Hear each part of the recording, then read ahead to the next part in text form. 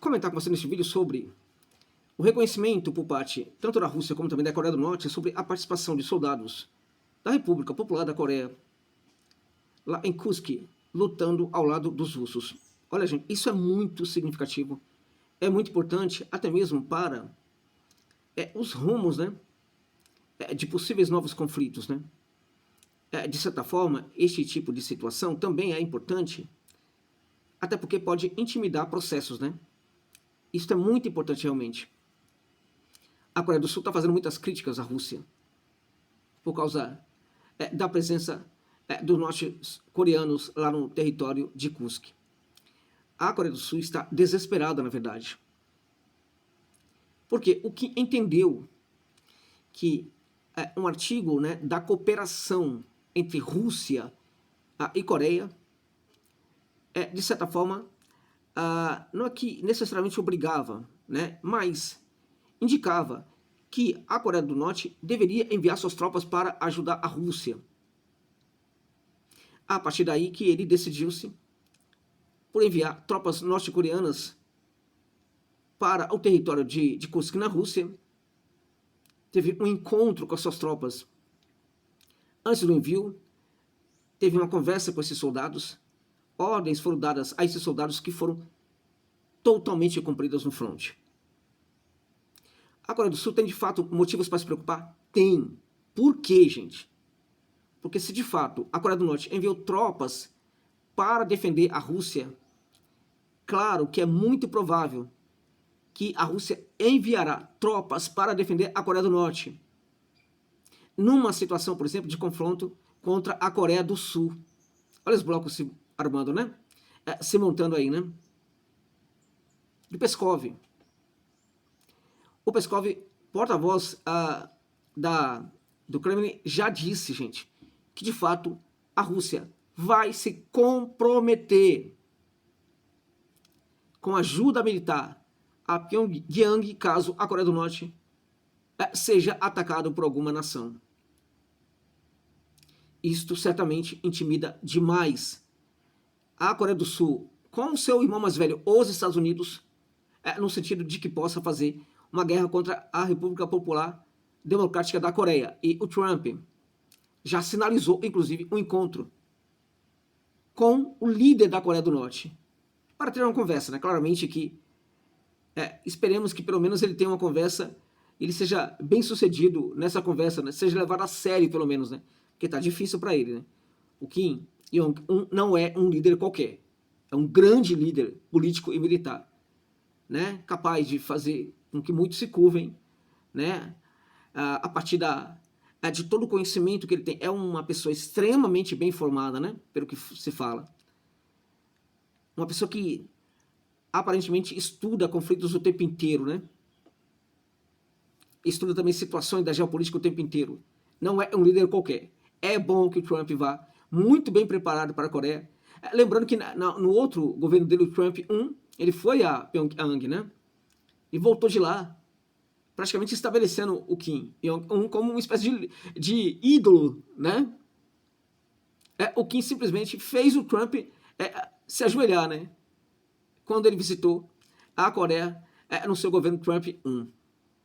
Então, só para lembrar. Bom, mas o fato aqui, gente, o reconhecimento no envolvimento é muito interessante. E o fato da Rússia reconhecer isso justamente com a Coreia também pode ser um sinal para os inimigos da Rússia e da Coreia. Não somente no caso da Coreia ser pudesse ser invadida, né? Eventualmente invadida numa guerra contra a Coreia do Sul e os seus amigos ocidentais, mas também é um alerta para a própria Europa, caso de fato as lideranças loucas do velho continente desejem fazer uma guerra contra a Rússia, uma guerra total contra a Rússia, né?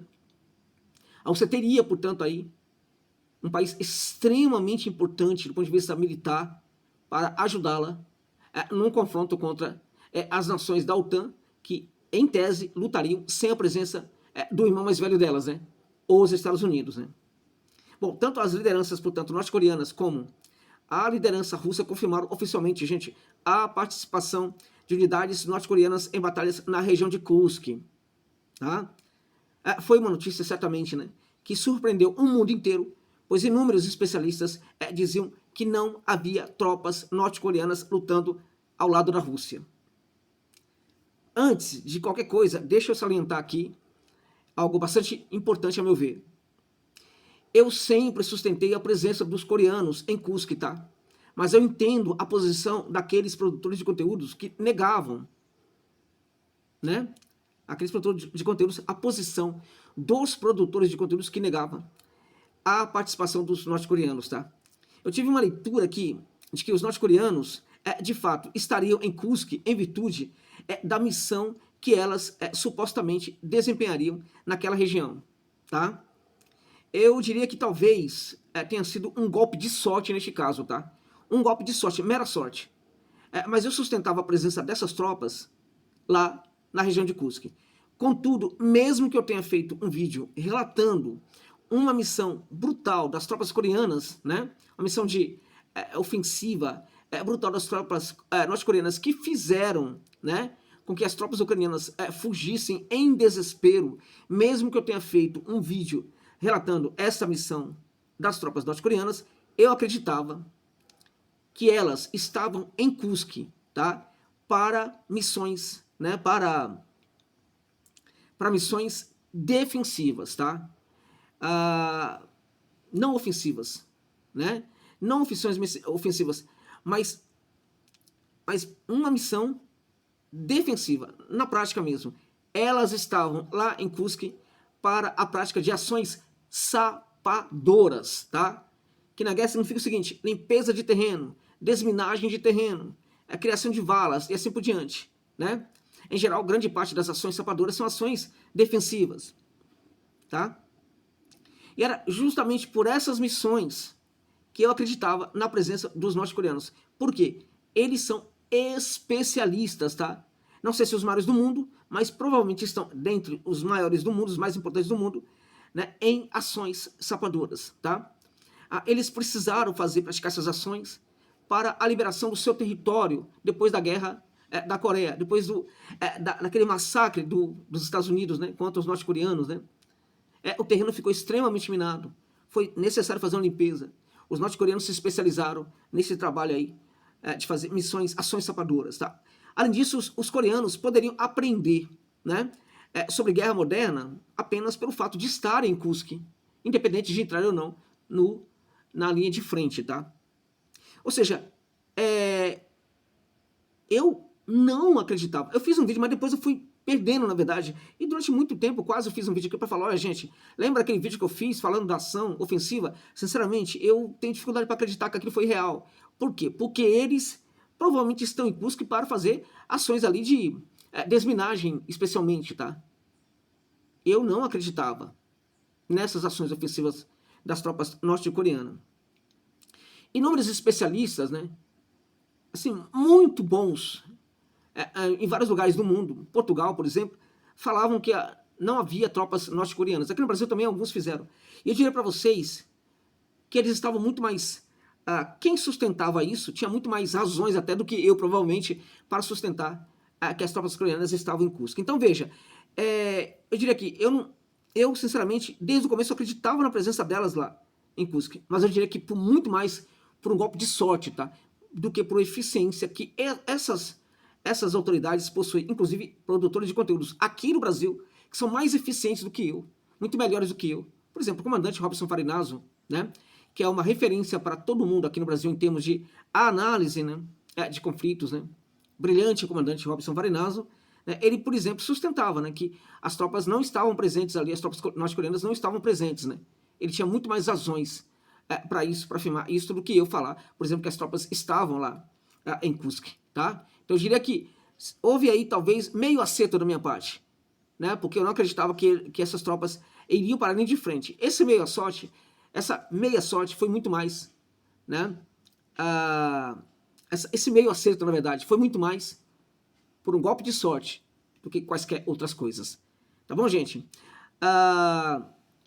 Desde o Putin, passando pelo Gerasimov, né, General Gerasimov, quanto pelo Kim Il-sung, né, todos eles elogiaram as tropas norte-coreanas por sua bravura, dedicação, concentração, obediência, né, etc. Né. Para muitos, tá? Os coreanos não lutavam pela Rússia, gente. Olha isso. Olha como esse povo é especial. para muitos, esses soldados não estavam lutando pela Rússia. Era como se eles estivessem lutando pela própria Coreia, né? Impressionante. O que se sabe agora é que eles não entraram no território da Ucrânia, tá? Até agora não se sabe disso. É provável que não. E se eles não entraram no território da Ucrânia, a sua presença em Kursk não configura uma agressão à Ucrânia, né?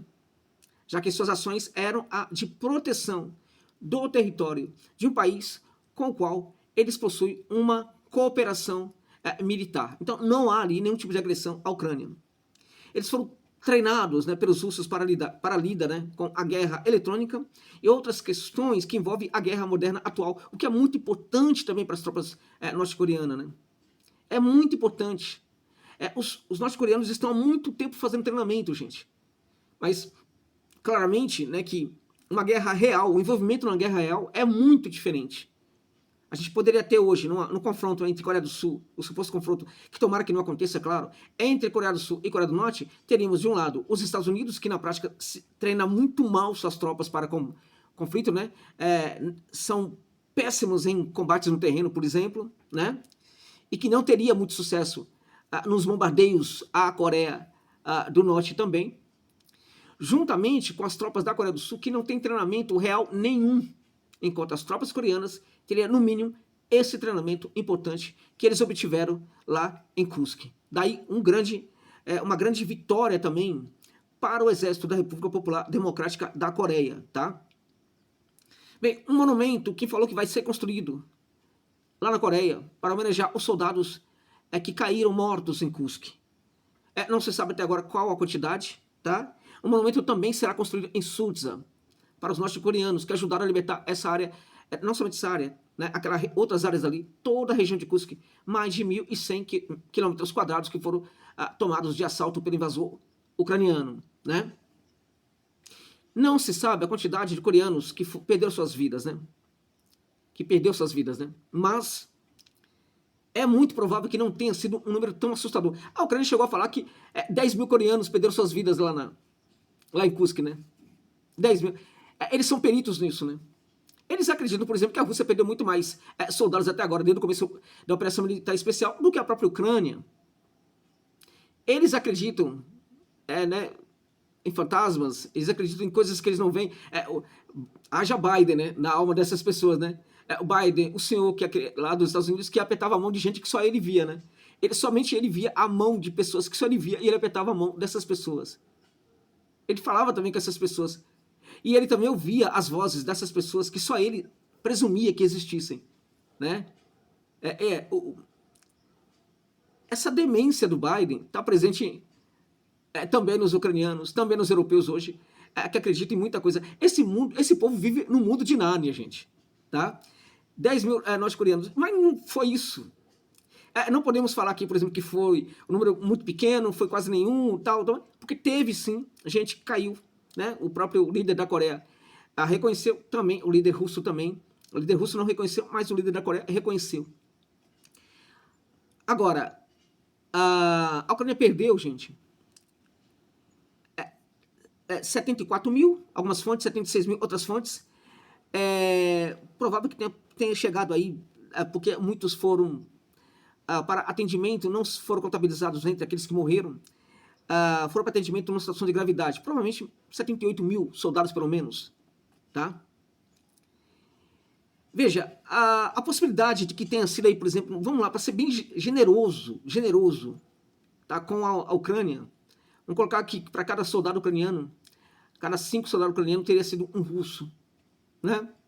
O que não é isso que a gente vê, por exemplo, na troca de corpos, né? A gente percebe a discrepância absurda que sugere que não se trata de, para um russo, seja 10 ucranianos, para um russo seja o que a gente percebe que talvez seja 20, enfim, um absurdo aí de ucranianos que estão morrendo, né? Tá? Reduzindo esses 76 mil aí, por exemplo, para 5, né? Daria, por exemplo, enfim, 25 mil soldados, né? 25 mil soldados, 20 mil soldados, né? 20 uns 17 mil soldados, por exemplo, 17, 18 mil soldados que a Rússia teria perdido em Kursk. Olha, eu acho isso absurdo. Eu não acredito nisso, mas vamos ser bem generosos aí, tá? 18 mil soldados, né? Para ser ainda mais generoso para a Ucrânia, né? Que a Rússia teria perdido em Kursk, né? As tropas norte-coreanas, elas foram muito importantes para a Rússia, mas elas representavam uma quantidade pequena, perto das tropas russas, tá? Muito pequena. Então, na verdade, talvez sejam centenas de soldados. O fato é que, se forem centenas, lamentável, né, que eles tenham perdido suas vidas. É sempre lamentável, porque eram soldados muito bravos, né, de um país que tem tantos problemas, né, enfim, mas que claramente entendia que era necessário se envolver nessa guerra até para treinar as suas forças militares para outras possíveis guerras, né, das quais, né, eles são ameaçados o tempo inteiro. Então, eu não sei quantos que deixaram as suas vidas ali na luta, mas é muito longe de ser aí, não chega a 10% do que fala a Ucrânia, gente. Certamente não deve chegar a 10%, talvez não chegue a 5% do que fala a Ucrânia, talvez não chegue a 2,5% do que fala a Ucrânia. De qualquer maneira, lamentável que pelo menos um soldado norte-coreano tenha perdido sua vida. Eles não são mercenários, eles estavam lutando, né, por um país parceiro, porque sabem que vão receber também essa ajuda se eles precisarem, né? Era diferente, por exemplo, dos mercenários, né, que estavam lá. Era diferente, por exemplo, de todas as nações da OTAN que estavam ajudando a Ucrânia através dos seus mercenários, né? Através das suas armas e assim por diante, tá? Por exemplo, as munições que supostamente a Coreia, supostamente neste caso há um reconhecimento, né, público, enviou para a Rússia, né, foi pago pela Rússia, por exemplo, né? É diferente, por exemplo, das armas que a OTAN enviou para o fronte para que a Ucrânia, né, combatesse a Rússia, né? Então, acho que o mais importante disso é mostrar o alinhamento, né, é mostrar a qualidade do envolvimento, do alinhamento entre Rússia e Coreia do Norte, neste caso, né? A vitória em Kursk foi uma vitória também da República Popular Democrática da Coreia. A presença dos seus soldados foi muito importante, até mesmo para a configuração da geopolítica militar no mundo inteiro a partir de agora. Acho que foi uma grande novidade aí para a geopolítica dos confrontos militares. Como eu disse, isso pode intimidar algumas tentativas. E como eu disse, isso também sinaliza para os inimigos da República Popular Democrática da Coreia e também da Federação da Rússia de que eles estão muito fortalecidos e de que não é muito bom querer arrumar problema com essa gente. Tá bom, meus amigos e minhas amigas? É isso.